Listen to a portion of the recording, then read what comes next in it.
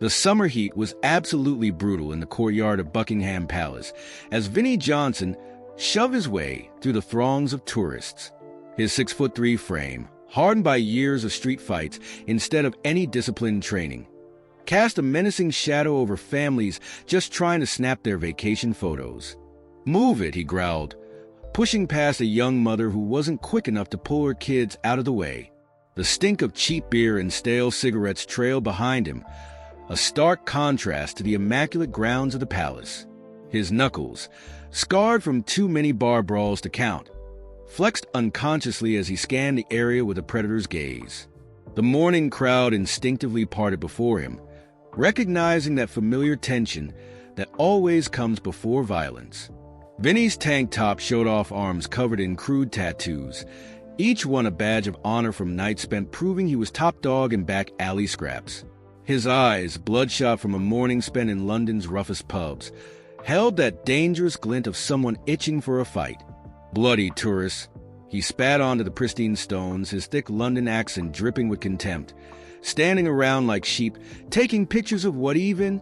His gaze swept across the palace walls with the same dismissive sneer he perfected in countless confrontations. Just some fancy prison with fancy guards in it. A group of school kids hurried past, their teachers steering them clear of Vinnie's intimidating presence. He tracked their movement with a harsh laugh that cracked across the courtyard like broken glass. "That's right, run along. Teach M. Young what real power looks like." His heavy boots scraped against the courtyard stones as he continued his aggressive patrol of the grounds, each step deliberate, like he was marking his territory. The morning sun glinted off the brass knuckles peeking out of his back pocket, not a fashion accessory, but a tool he'd used so often it felt like an extension of his own hand. "Watch yourself," he snarled at an elderly gentleman who hadn't moved fast enough. The old man's military bearing and quiet dignity seemed to only fuel Vinnie's growing agitation. Something about order, about respect, about discipline seemed to set his teeth on edge, like an itch he could only scratch with violence. That's when Vinnie's eyes locked onto the royal guard standing at attention. The guard's perfect posture and spotless uniform represented everything Vinnie despised: discipline, authority, earned respect. The morning sun caught the guard's brass buttons and medals, their gleams somehow deepening Vinnie's scowl into something truly ugly. Well, he drawled, his voice deliberately carrying across the courtyard. "Looky what we got here."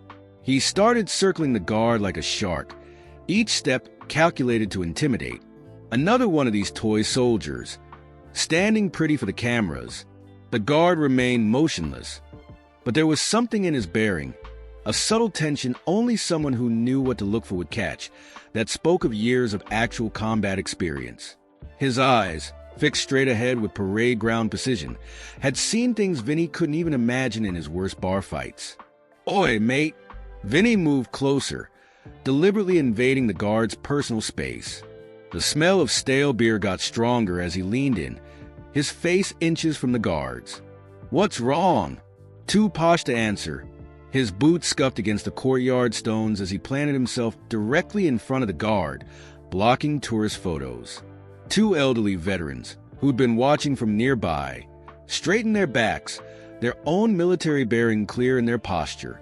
One unconsciously touched his campaign medals, recognition flickering in his eyes, not of Vinnie's pathetic attempt at intimidation, but of the quiet power in the guard's disciplined stance. "You think you're something special, don't ya?"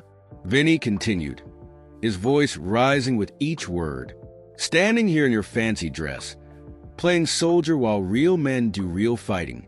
He gestured to his own scarred knuckles, bragging about his street violence trophies that suddenly looked childish next to the guard's earned medals.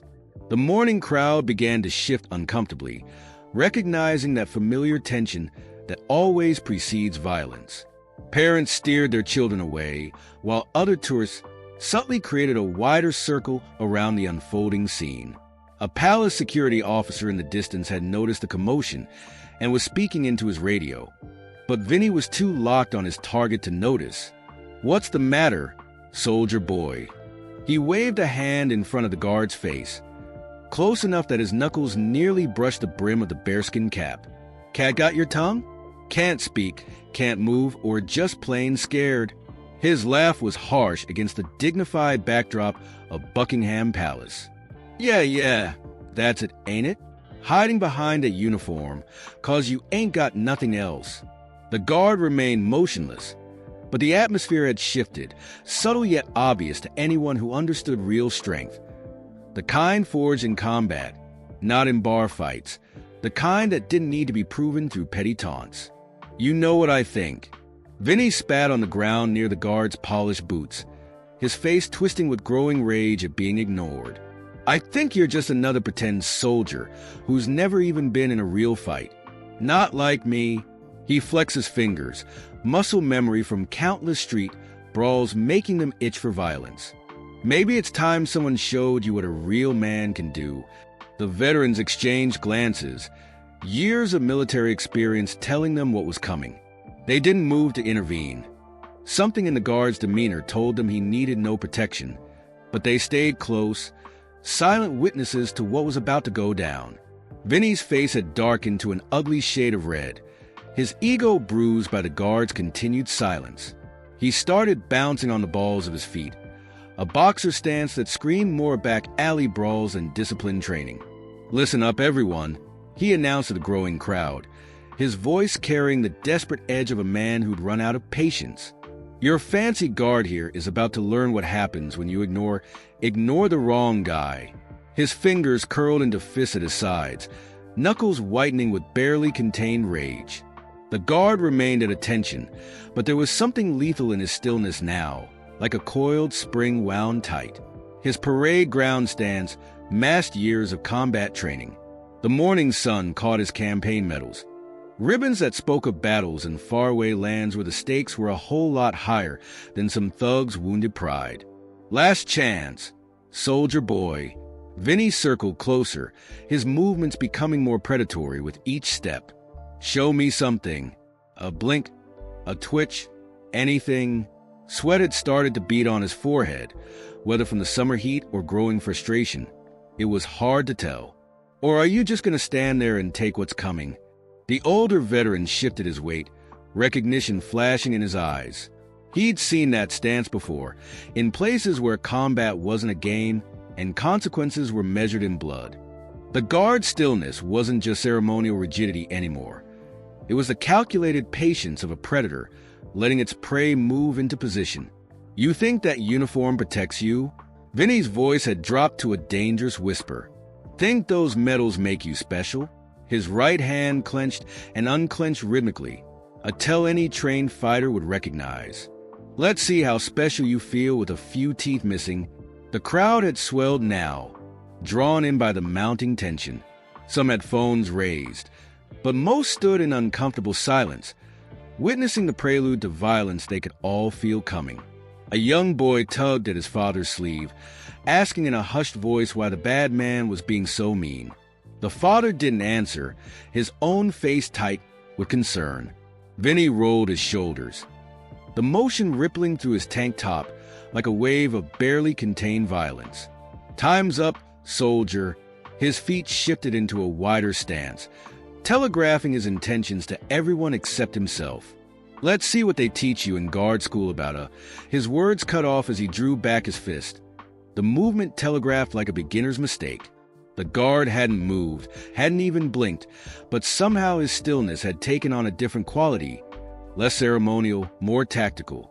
Anyone with real combat experience would have recognized the subtle shift in his weight, the almost imperceptible tension in his shoulders that spoke of trained reflexes waiting to be unleashed. Vinny's fist flew through the air with all the finesse of a pub brawler, telegraphed wide and fueled more by anger than technique. The punch connected with the guard's jaw in a moment that seemed to freeze time, the impact echoing across the suddenly silent courtyard. The guard's head snapped to the side, more from the natural give of the blow than any real damage. His bearskin cap didn't even budge, secured by a chin strap that had seen far worse than a street thug's pathetic attempt at violence. A single drop of blood appeared at the corner of his mouth, bright red against his composed features. Ha! Vinny crowed. shaking out his hand with a grimace that betrayed the pain of hitting something far more solid than he'd expected. "Not so special now, are ya?" His voice carried a desperate edge of triumph, like a man trying to convince himself he'd won something meaningful. The guard's head slowly returned to its forward position, his movement so deliberate it seemed mechanical. The drop of blood tracked down his chin, staining the pristine white of his collar strap with a single crimson.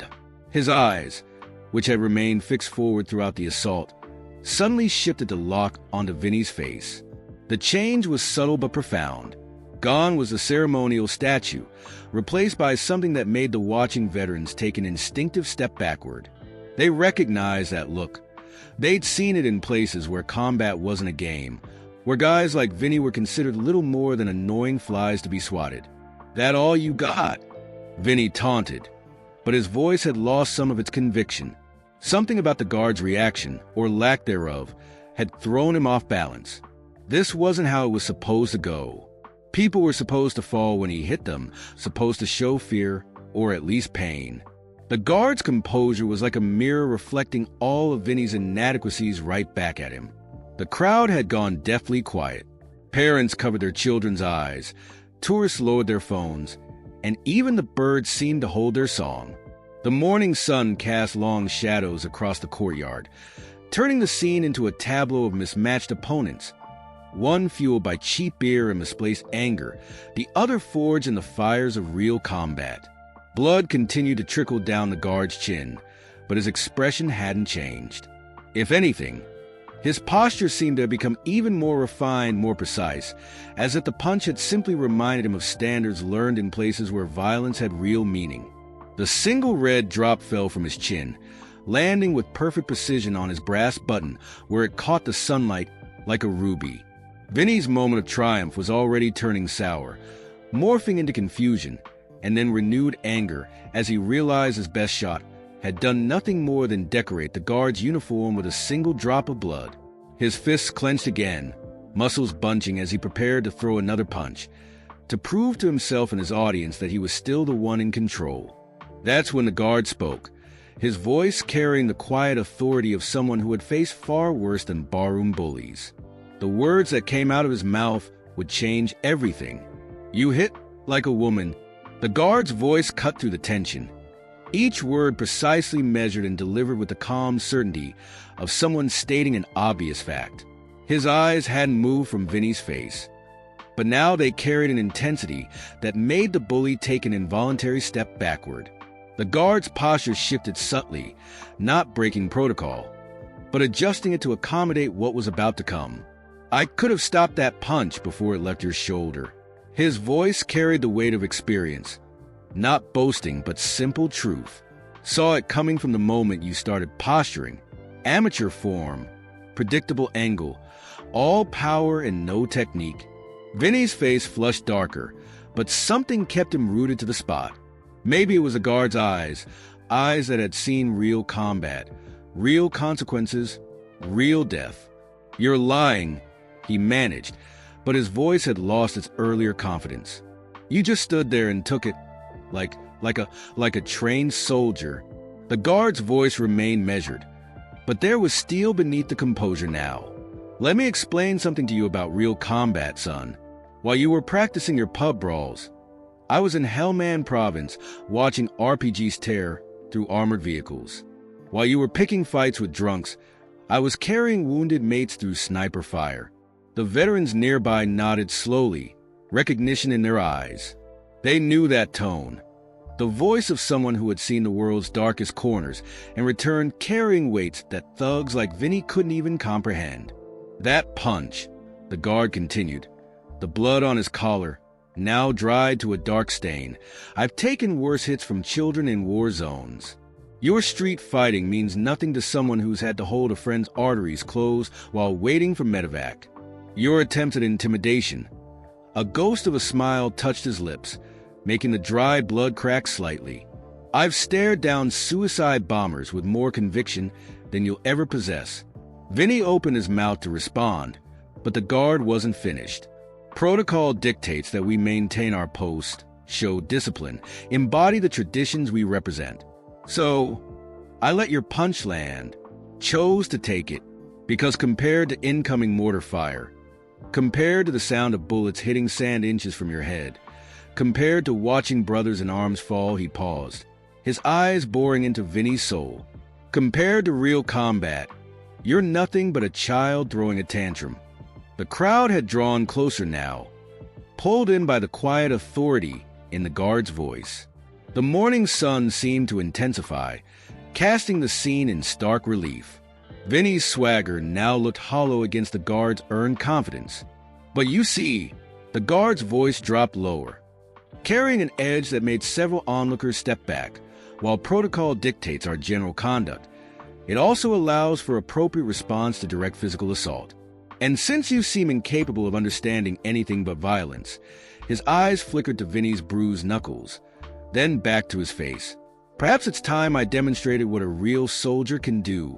The guard's next movement was so subtle it was almost invisible. Just a slight shift in his stance, a minimal adjustment of his weight, but to the veterans watching, it spoke volumes. They'd seen that preparation before, in moments before lightning struck, in the calm before a storm that would reshape the landscape. You wanted my attention. The guard's voice carried absolute certainty now. Congratulations, you have it.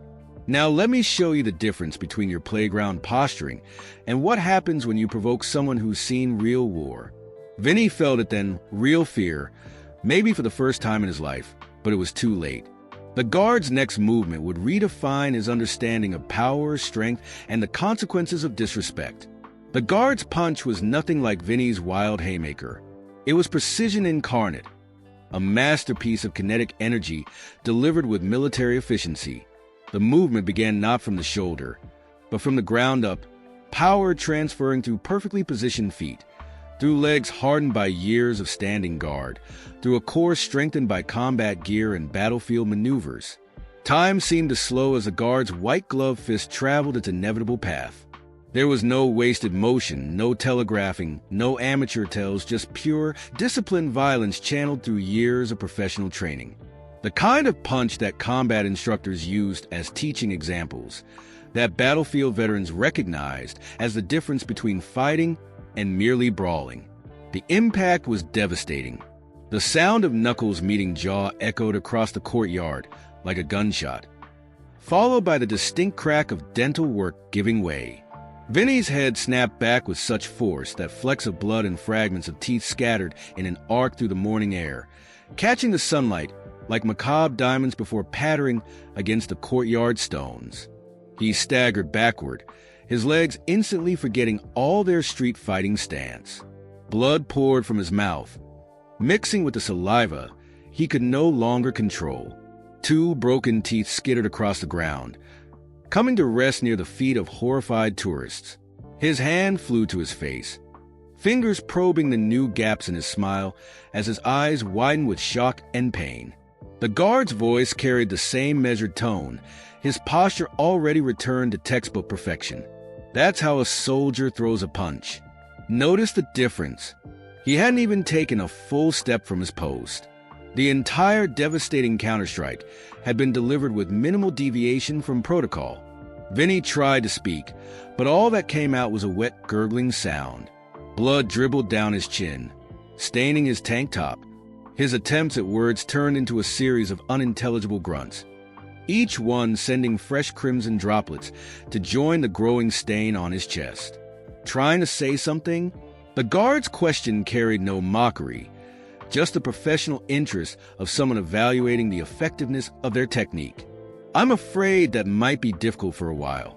Your dental work appears to need significant attention.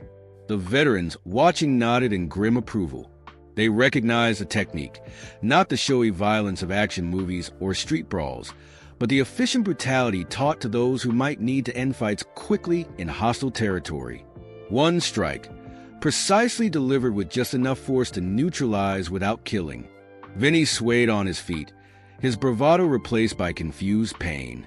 Each attempt at speech produced only mumbled gibberish, made worse by the blood and saliva he couldn't control.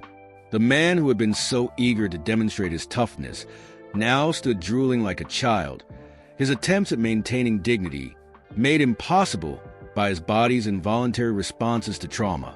If you're wondering about the specific damage, the guard continued, his voice carrying the clinical tone of a combat medic, that was a textbook orbital strike, targeting the mandibular nerve cluster. We learn it not for ceremony, but for combat effectiveness. The same technique that's dropped terrorists in Baghdad tends to work equally well on overconfident civilians. Blood continued to drip from Vinny's mouth, creating a small puddle at his feet. His attempts to maintain his tough guy image were now painfully pathetic. Each mumbled attempt at speech sending fresh rivulets of red down his chin. Each try at standing straight undermined by the shock still reverberating through his system. "I'd suggest seeking immediate medical attention," the guard advised, his posture once again perfectly aligned with ceremonial standards. The human jaw contains several vital nerve clusters that, when properly engaged, can cause significant trauma. You'll find St. Mary's Hospital has an excellent dental surgery department. Vinny managed one final unintelligible attempt at speech before his legs finally gave way. He collapsed to his knees, hands still clutching his shattered jaw, pride lying in pieces around him like his scattered teeth on the courtyard stones. The man who had arrived full of swagger and certainty now knelt in a growing puddle of his own blood, unable to even curse his humiliation properly. 2 police officers had arrived, their faces professionally neutral despite the scene before them. Blood still dripped steadily from Vinny's mouth as they helped him to his feet, his attempts to resist their assistance resulting only in more unintelligible sounds and fresh crimson spatters on his chest. Vinny's attempts at protest came out as wet gurgling noises. Each try at speech sent fresh waves of pain through his shattered jaw, causing more blood to dribble down his chin. The tough street fighter who had arrived throwing his weight around was now reduced to making sounds like a toddler learning to talk. The guard had already resumed his post, his posture perfect once more. The only evidence of the altercation was a small blood stain on his white collar strap and the slightly reddened knuckle of his glove, both of which somehow made his bearing even more intimidating. His eyes had returned to their forward focus, as if the entire incident had been nothing more than a minor interruption in his duties. "Get him to medical," one officer instructed his partner, eyeing the trail of blood drops Vinny was leaving on the courtyard stones. St. Mary's should be able to handle facial trauma of this magnitude. He turned to the guard, nodding with professional respect. "We'll need a statement later, but I believe we all saw this was clearly self-defense."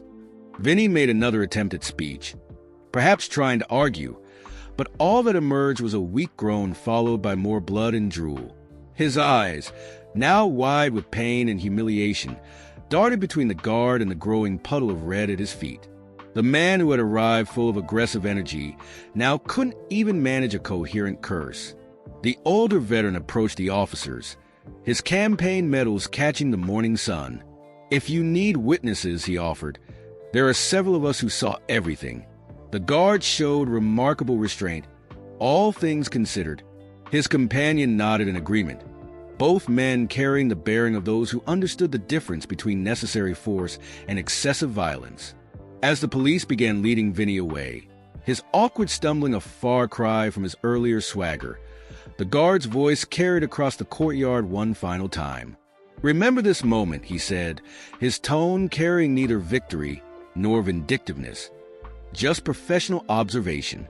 "Every drop of blood you're spitting out, every tooth you're leaving behind, they're teaching you something about real strength that your street fights never could." Vinny's only response was another wet gurgle, his earlier bravado drowned in blood and saliva. The tough guy act had quite literally been knocked out of him, replaced by the pitiful spectacle of a man who could no longer even curse his own humiliation properly. The crowd began to disperse, parents leading their children away, while quietly explaining that violence, while sometimes necessary, was never the answer to seek first. The veterans lingered a moment longer, exchanging knowing looks before departing. They understood that what they had witnessed wasn't just a fight. It was a lesson in the difference between true strength and false bravado, delivered in the only language a bully could understand. Blood stains dried slowly on the ancient stones of Buckingham Palace as the morning crowd resumed its normal flow. The guard stood at his post exactly as he had before Vinny's arrival, his bearing carrying the same dignity, but now tinged with something else, a reminder that beneath the ceremonial exterior lay warriors forged in real combat. The crimson drops Vinny had left behind began to darken against the pale stones, like periods punctuating the end of his lesson. His teeth, scattered during the guard's precise strike, were collected as evidence by the police, though no charges would be filed. After all, how could Vinny press charges when he couldn't even speak coherently enough to give a statement? The guard's white glove, slightly stained at the knuckle, would be replaced during the next changing of the guard, the only concession to the morning's violence. The small blood stain on his collar would be cleaned, his uniform restored to pristine condition, as if washing away the last traces of a lesson that had needed to be taught. But there would be no redemption story here, no moment of realization for Vinny, no sudden understanding of respect or tradition. Some people, it seemed, could only learn through pain, and even then, the lesson might not stick. His shattered jaw would heal eventually. New teeth would replace the old, but the humiliation of being reduced to infantile gurgling would linger far longer than any physical wound. The guard remained at his post as the sun climbed higher, his shadow stretching across the stones where Vinny's blood still dried. He stood as he always had, as others would after him, a living reminder that true strength lay not in the ability to inflict violence, but in the discipline to control it and the wisdom to know when that control must be set aside. So, what would you have done in the guard's position? While violence should never be the first answer, sometimes it becomes the only language certain people understand. When faced with bullies who mistake restraint for weakness, is there a point where physical response becomes not just justified but necessary? Share your thoughts in the comments below. Have you witnessed moments where someone learned the hard way that ceremony doesn't equal weakness? Tell us your story. And if this account of justice resonated with you, make sure to join our community of like-minded individuals who respect tradition and understand true strength. Subscribe to our channel for more powerful stories of those who stand guard over our values and what happens to those who test their limits.